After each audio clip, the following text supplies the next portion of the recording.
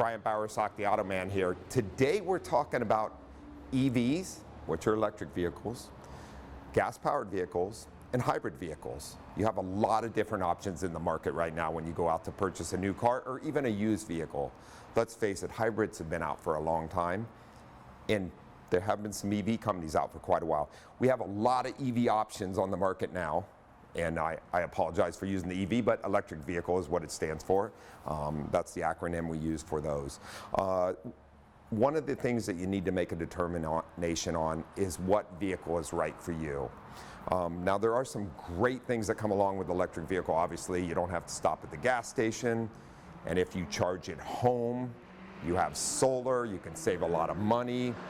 There's other options that go along with hybrids, that longer distance where you don't have to stop and charge the vehicle, or a gasoline vehicle, obviously you can just stop at a gas station and fill it up.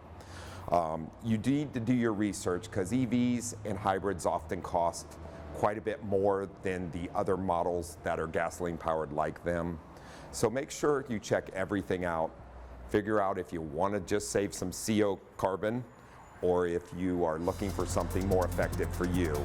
That's the way to choose your vehicle. I'm Brian Bowersock. For the latest automotive news and helpful tips, watch for The Auto Man Fridays on the CW San Diego, sponsored by the West Automotive Group.